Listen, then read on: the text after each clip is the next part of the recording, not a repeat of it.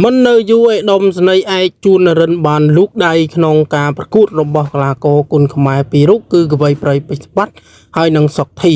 បងប្អូនប្រហែលជាដឹងហើយគឺបាត់ភ្នែកជិតដល់ថ្ងៃការប្រកួតរវាងកីឡាករសុកធីហើយនិងកវីប្រៃពេជ្របាត់គឺប្រកួតថ្ងៃទី28នេះហើយការប្រកួតតាមខ្សែក្រវ៉ាត់ Super Diamond ណាហើយនៅក្នុងហ្នឹងគឺអាដាមសនីឯកជួនរិនគាត់បានចូលលូកដៃផុសសារលើ page របស់គាត់ដែរបងប្អូនគាត់ផុសនេះគឺដោយសារតែមួយរយៈនេះបងប្អូនដឹងហើយគឺគុនខ្មែរយើងរវាងចៅក្រមដាក់បន្ទុកនិង fan អ្នកគ្រប់គ្រងគុនខ្មែររគោះរកើធ្វើឲ្យកក្រើកឋានទាំង3បងប្អូនខ្លះក៏ប្រកួតកន្លងមកមួយរយៈថ្មីនេះគឺមានផ្ទុះការរិះគន់ថ្នាក់ដល់ខាងឯកឧត្តមសេនីយ៍ជួនរិនគាត់លូកដៃក្នុងការប្រកួតថ្ងៃខាងមុខនេះដែរបងប្អូនហើយគាត់បានផុសសារនិយាយបែបនេះខ្ញុំសង្ឃឹមថាការប្រកួតរវាងប្អូនសុកធីនិងប្អូនពេជ្រសម្បត្តិថ្ងៃខាងមុខប្រកបដោយបច្ចេកទេសនិងយុទ្ធធម៌ក្រមសីលធម៌វិជ្ជាវៈដើម្បីបង្ហាញឲ្យពិភពលោកស្គាល់ច្បាស់ពីក្បាច់ប្រដាល់គុនខ្មែរយើងនេះគឺ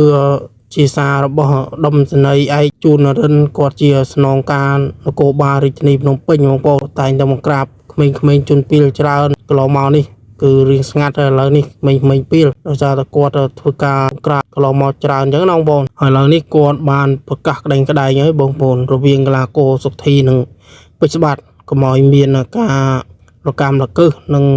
ចៅក្រមដាក់ផ្ទុកប៉ុន្តែរវាងកវីប្រៃពេជ្របាត់និងសុកធីនេះសម្រាប់ admin គិតមើលទៅបងប្អូនការប្រកួតនេះ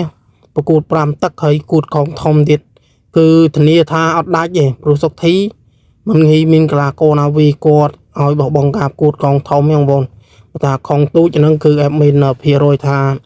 កីឡាករសុកធីអាចនឹងមានបែកស្លប់ខ្លះបកងទូចតែបកងធំពេជ្របាត់ដៃក៏រឿងស្រាលទេហើយជាមួយការដាក់ផ្ទុកបើគូនេះបើដាក់មិនដាច់ស្រេចទេadmin គិតថានឹងអាចមានកម្មកើសឡាំប៉ាពេញសង្វៀននេះដែរព្រោះគូនេះគឺជាគូឯកហើយជាគូពិសេសលំដាប់គីឡូ60ស្មើនឹងស្ដេចគីឡូ60ស្រុកខ្មែរទាំងពីរហើយប៉ះគ្នាលើកនេះគឺតាមខ្សែក្រវ៉ាត់ហើយនឹងប្រាក់ពាន់ធំខ្លាំងតែទាំងពីរនេះបងប្អូនការប្រកួតមិនលុំទេសម្បីតែដុំសេនីយ៍ឯកជួនរិនក៏គាត់ចូលផុសដែរបងប្អូនថាគូអ្នកទាំងពីរនេះសូមឲ្យសំក្រយុទ្ធធម៌មកសូមឲ្យដាក់ទូតាមច្បាស់ថាអ្នកណាឈ្នះឲ្យឈ្នះពិតប្រាកដណា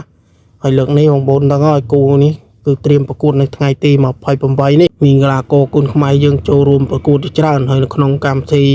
Extreme Cambodia គុនខ្មែរ Power Boom ឬក៏ Super Diamond ខ្សែក្រវ៉ាត់ហ្នឹងបងប្អូនហើយការប្រកួតពេញលេងហើយក្នុងមហាព្រឹត្តិការណ៍ហ្នឹងហើយគឺសិតតែគោលដាប់ពិសេសដូចជាពេជ្រសង្ហៈពេជ្រទេពជើងល្វីហាន់ពីធីហើយនឹងកីឡាករផ្សេងដុំសរុំអីហ្នឹងកីឡាករផ្សេងច្រើនចូលរួមប្រកួត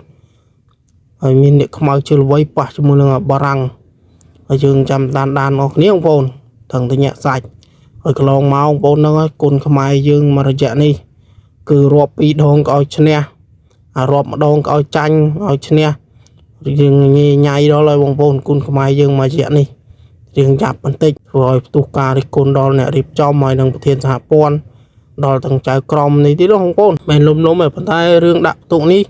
បងប្អូនត្រូវគិតថាការដាក់ផ្ទុកគឺជាការងាររបស់ចៅក្រមនេះបងប្អូនការងាររបស់ចៅក្រមផ្ទុកដាក់អីហ្នឹងបងប្អូនចង់រករឿងគឺចៅក្រម 3-4 រុក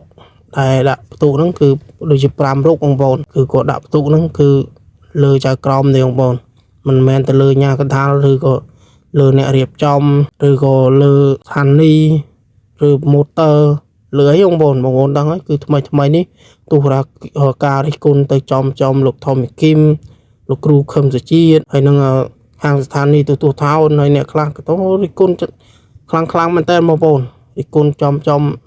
ទៅរៀលដាលទាំងអស់ហើយមានព័ត៌មានប៉ុណ្ណេះចែកជូនបងប្អូនកុំភ្លេច Subscribe នៅមួយផងសញ្ញាដឹងដើម្បីអនព័ត៌មានថ្មីចែកជូនបងប្អូនទស្សនាជារៀងរាល់ថ្ងៃ